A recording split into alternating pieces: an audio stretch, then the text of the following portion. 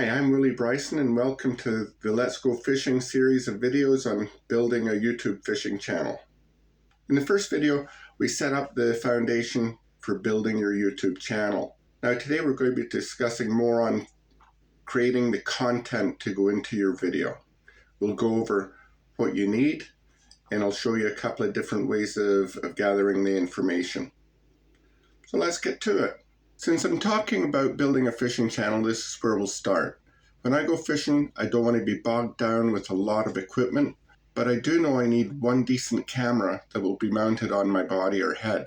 Where you mount this camera depends on your preference.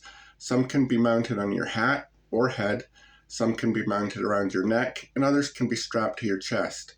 My preference is to mount it around my neck. Fishing through the different seasons means you have hot days and cold days. As most anglers know, weather is unpredictable, and for that reason we layer our clothes so that we can change quickly if it gets warm, cold, rainy or windy. If you mount the camera on your body, you need to make adjustments to your camera straps every time you change. A head-mounted camera strapped around your head can be uncomfortable during really hot or rainy days. And mounting the camera on your hat, well, for me, I look like an idiot wearing a baseball hat. My personal choice is a neck-mounted camera, and here's why. When I'm fishing, I don't want to worry about my hands blocking the camera when I'm casting or playing a fish. Since how you manage reeling a fish depends on its size, and the last thing I want is to be worrying about the clarity of my video instead of landing the fish. With the camera placed around my neck, I can change my coat or sweater very easily without messing around with my camera. There are a lot of cameras on the market, so do your research. My main requirements were they're lightweight, they're waterproof, and have rechargeable and replaceable batteries. Some cameras have an internal battery that you charge the whole camera, which really limits your recording time. My camera has a rechargeable battery where I can charge it with the camera itself or take it out and charge it on a separate charger. It connects and disconnects easily when out on the river. The recording time is 1 to 2 hours, usually about 2 hours per battery, so spare batteries are a must. I carry one battery in the camera and 3 batteries that I can change quickly and get back to fishing.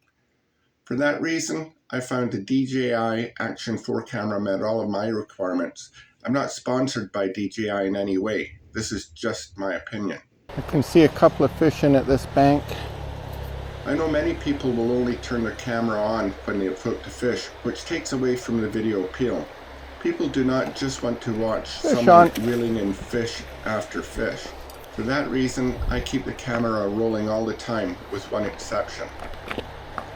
If I hook a fish, the camera has captured my cast, my drift, and my hook set, and how I play the fish into the net. Oh yeah, he's a beauty. I also capture how I release the fish back into the river. Once the fish has been released, before I pick up my rod, I shut off the camera and then turn it back on. If I just run a full 2-hour video, it means I have to spend a lot of time going through my footage for the action part. By shutting off my camera, I know at the end of each video there was something I wanted to capture and share to my subscribers. This could also include wildlife around you. Trust me, you'll save so much time when it comes to creating your video.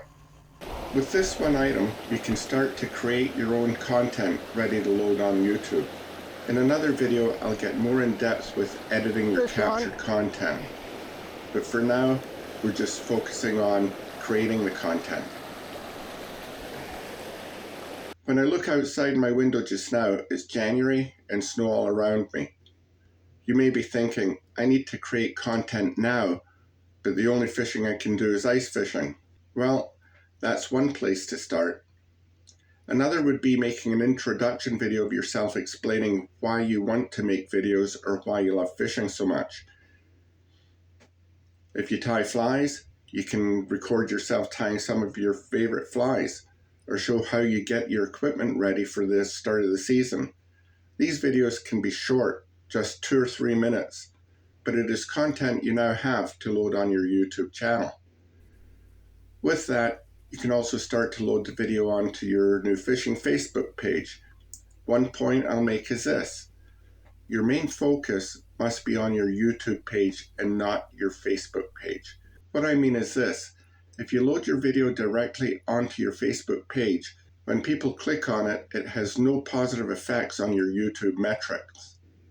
The time they spend watching directly on your Facebook page is not added to YouTube. So what you do is to copy the link of your video on YouTube, then paste that into your Facebook page with added comment.